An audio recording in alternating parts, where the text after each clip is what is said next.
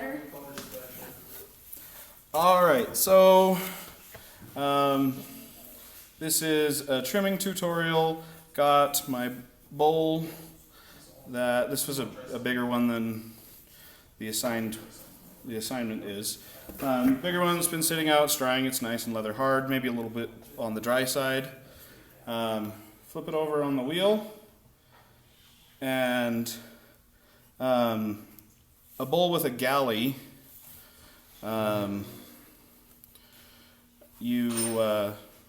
It's got enough surface area that you don't necessarily need to use clay wads if you just wet the wheel head and stick it down to the rim. So I'm going to do that.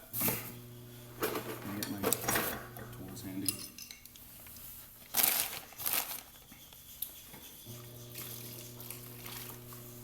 Just take my sponge. Just get it a little bit moist.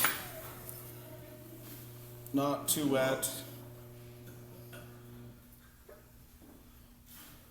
And then try and use the guidelines, little circles, to get it as close as we can to centered. And then you center just like you do everything. I'm going to move my finger closer until it's touching at one spot. Stop the wheel where it's touching. Slide it just a little bit away from myself. And go again. I'm going to check down here. You can see that this is wobbling a little bit, where I just cut off the clay, so I don't trust that as well as I trust the bowl right down here. And I'd say that's pretty good. So at that point, my first goal in trimming is to even out all of this roughness and a little bit of wobbling that's going on there. This is a tool that I made myself.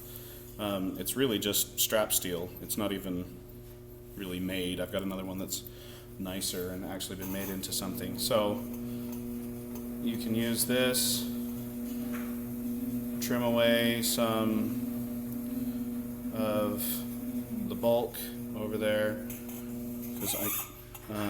or you can use your regular Kemper large trimming tool and small trimming tool. Switching to the smallest trimming tool now.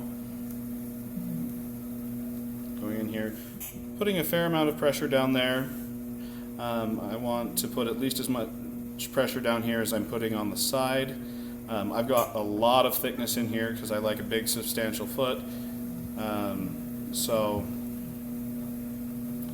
I know I can get away with pushing down quite hard without collapsing the inside. You can use your trimming lid if you're worried.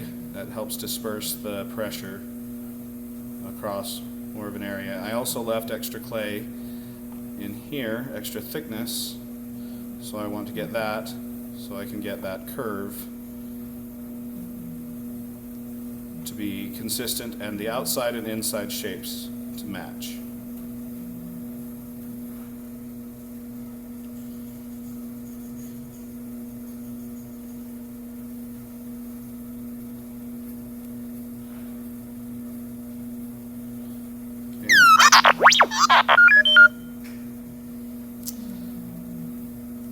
So, now that I've got some of that taken out, I can now see that there is a consistent wobble in here that I'm going to be fighting if I keep trying to trim it. I can do a couple of different things to get rid of that. One, the easiest, is to just recenter. I could also brace my hand really well and try and just take clay out on the side that's sticking out more. You can see how the ribbon is just coming in short little stretches. That works to a point, but this is, I think now that I got that consistent wobble gone, I want this, it's nice and even, so I want to just get it centered. So I go until there. Now I have to break that seal I made, and in order to recreate the seal, I have to my wheel head. While I've got it upside down, I'm going to check and see how I'm doing on my curve, the curve of my bowl. Looks like I can take that a little more flat than it has been. I can take out a little bit of bulk in there, so I'm going to do that. Do your best to memorize the shape of the inside so that you don't have to take the wheel off as much, but you want the inside and outside shape to match. And that is the goal.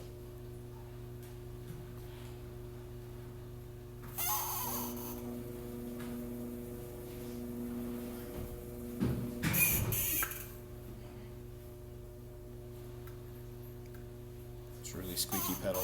Sorry about that.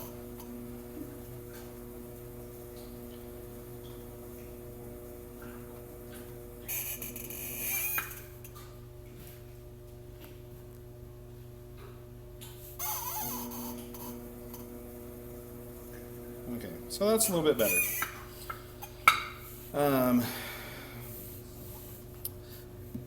I press down just a little bit. I can get a little bit of a vacuum seal also holding that on, plus the moisture. If I'm trying to take away more clay in my bowl or whatever is a little bit hard, then I would use the small side of my, if you want your tool clean, the small side of my small trimming tool, the round side, and that'll take out more clay. If it's even more dry, I could take a very small trimming tool or loop tool. Typically these are actually used for sgraffito, but I have to apply much less pressure with a smaller tool to take out the clay because I'm spreading the pressure out over less of an area. I use the large tool. Did you hand me that? Thank you. I use the large Kemper trimming tool mostly for smoothing out all of those lines. Now, if your clay is really soft, you can probably trim your whole bowl shape with this, and that's a great idea because it'll take out the clay really fast, get those sweeping curves really well, and leaving the trimming lines in there makes it, the large trimming lines, these are a little more attractive than the small ones if you were to leave those in. Now, this is wide right in here. It's wider than I want it to be for my final thing. So I'm going to take it in, and instead of just trimming in all the way, I could either trim in all the way here, start here and just keep going until it's thin enough, or I can go and mark on the top, which is the bottom of the foot, and figure out how wide I want it to be. This gives me a visual guide. I make a little line with this or my needle tool and decide if I like that. And then I can just start trimming that down. Now, if you get a really bad dent in the side of this, you've trimmed it, and you knocked it off center and kept trimming, and it has a really bad wobble, you can fix that by marking with your needle tool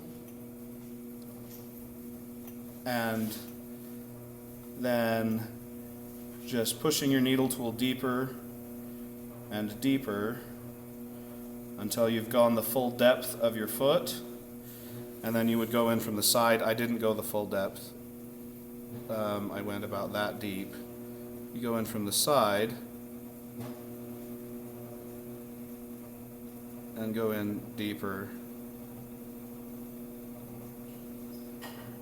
until those two lines match up, and then you just cut through it and pull it off, except I didn't go quite deep enough. So this works particularly well if your clay is soft. Taking out this much bulk this way is difficult. But I didn't want to show you the technique. It shouldn't be standard practice, but it's a handy way to fix a mess up. So I get that around over here. You can see I can just peel away this whole section of clay. And typically your foot wouldn't be deeper than that. I'm just weird and like really big tall feet.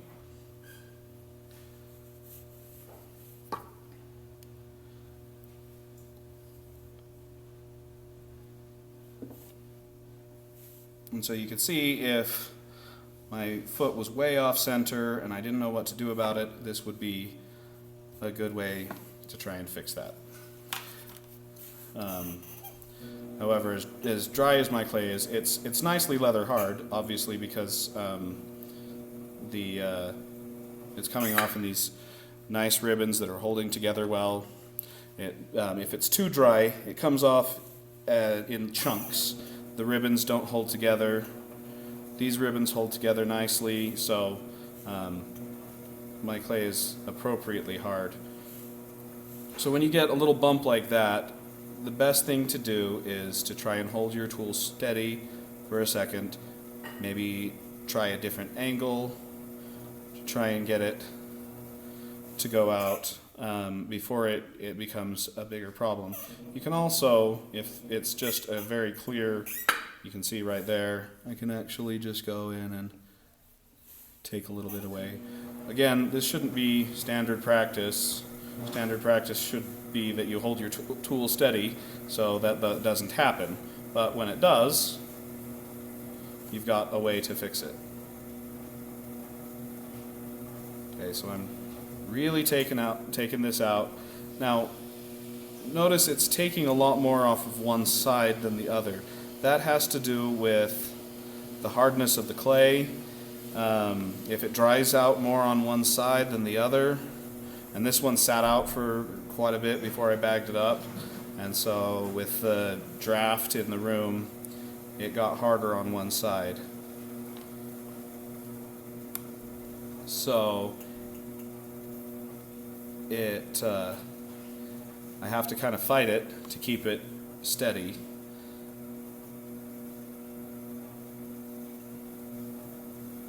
And it's just a matter of holding my hand steady regardless of what the clay is trying to push my hand doing. So I've got a nice centered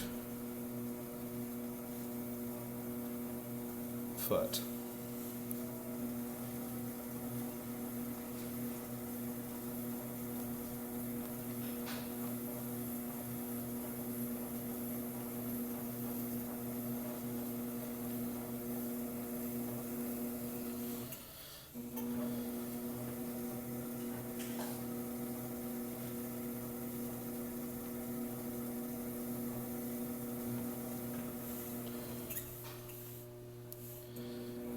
So now I've got the foot in about as far as I want to take it, and I've gone in more over there, so I'm creating a glaze catch.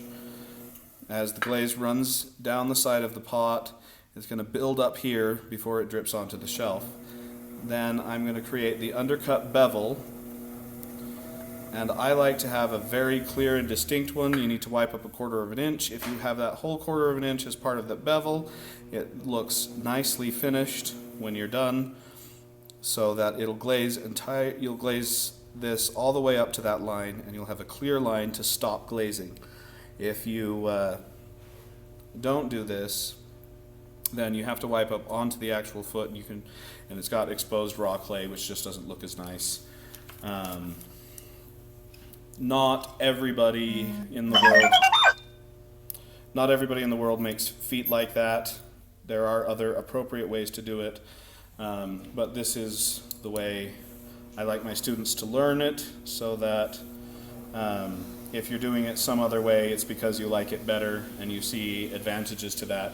It's also nice, you can hold it by this when you're going to dip and pour. It's got you can have a good grip on that.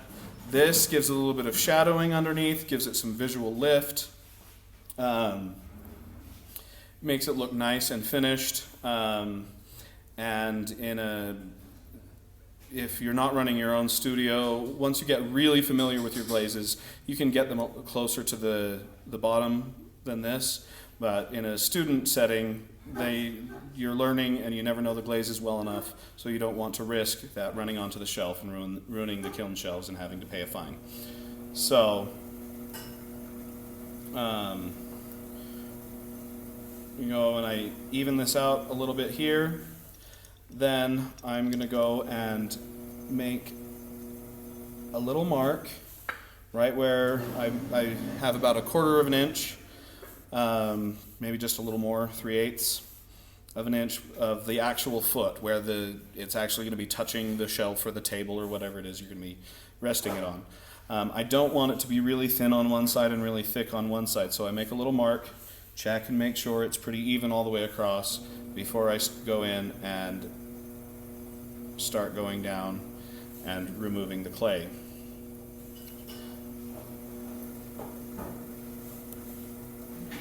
I don't want to leave a lot of clay. The ribbons, as they come across here, they can interfere and make your trimming tool jump up. As they pile up there, eventually they'll bounce it up and it can make you jog sideways and trim across that part. So you want to keep it moderately clear of trimmings, more so than here where they tend to just fly out into the splash pan.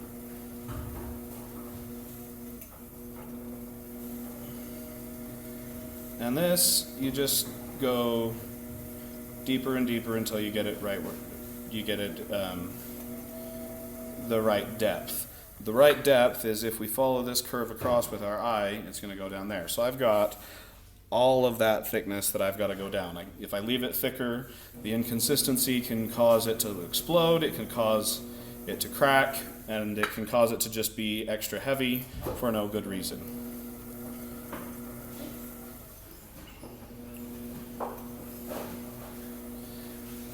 Also, pots are more stable when you have an inset foot.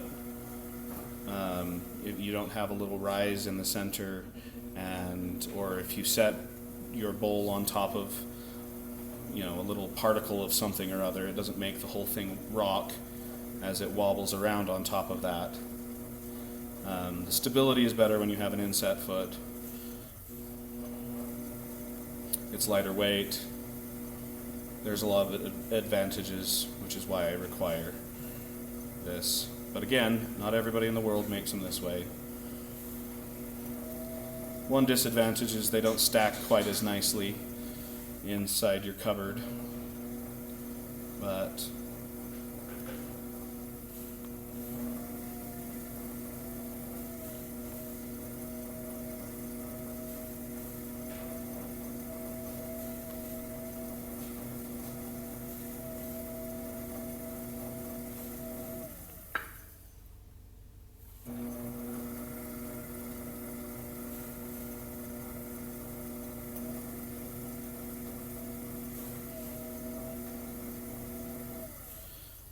I should probably, I guess you can kind of see in there. I don't know, maybe if I move the camera.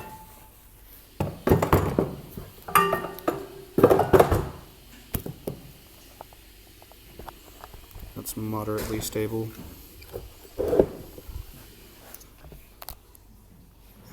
Okay, you can see what I'm doing better now.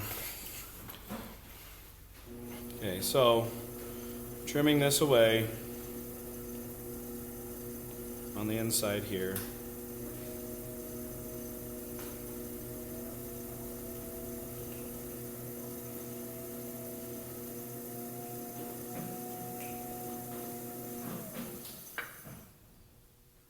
There again, I'm having some of this issue with it being harder on one side than the other. I think the way I bagged it up, I let one side dry out a little more than another, which is why you should check them and rotate them often, which I did not do.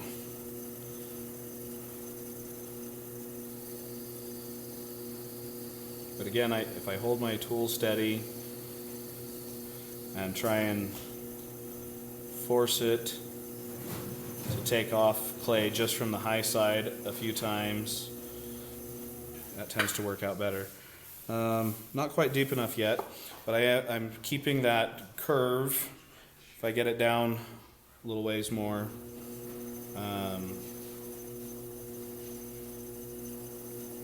I can get that curve to look right.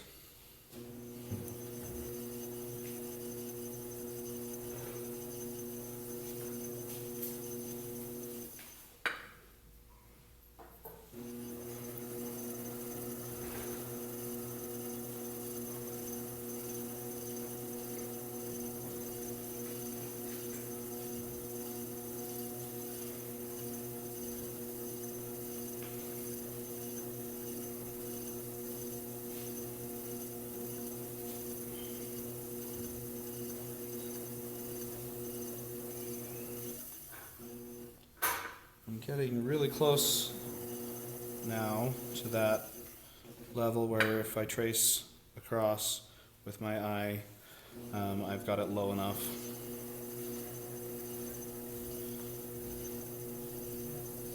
And now being this close, I'm going to start focusing on the inside of the inside foot. Now, one of the reasons I do these pedestal-like feet are, well, one of the advantages of doing these anyway, you can glaze the inside. It doesn't need to be anywhere near this big to glaze the inside. But since I've got this so big, I am going to glaze the inside. But because I'm going to glaze the inside, I'm going to create the same glaze catch and bevel that I have on the outside here, just in miniature, on the inside. So I'm trimming this so that it's going to be straight up and down. I don't want extra thickness in the foot so that the foot explodes or dries unevenly. You know, the foot stays wet while the rest of the bowl is dry and all that jazz.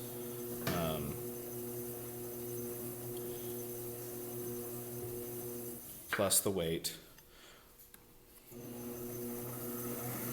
And I trim away a lot more clay than most potters do.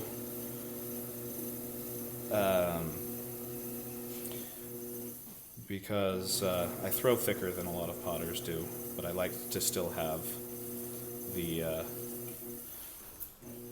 nice thin pots when I'm done.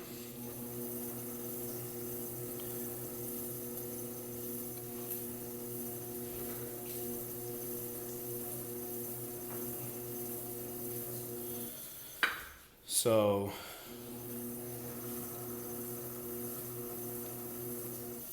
as I've got that now thin enough, looks like I need to go down just a little bit more.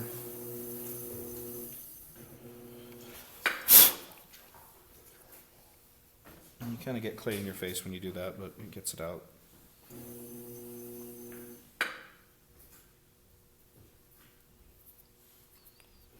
Good.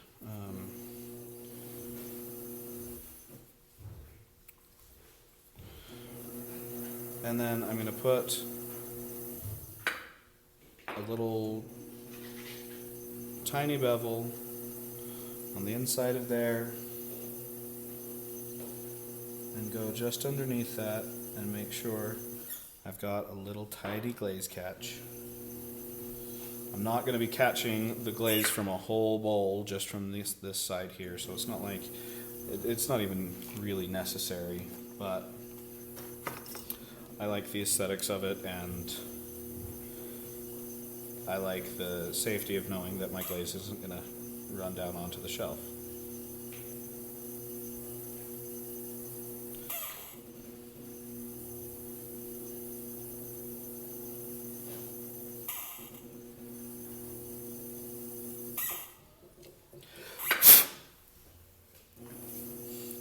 So I did have it a bit thicker on this side than this, which was a centering issue. I saw that it was a little bit, didn't look like enough to bother me.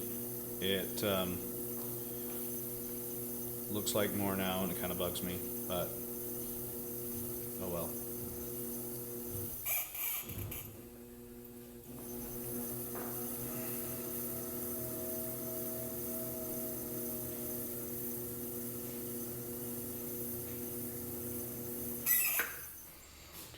Okay, so there we go, ready to sign it. And stick my stamp in there and date it.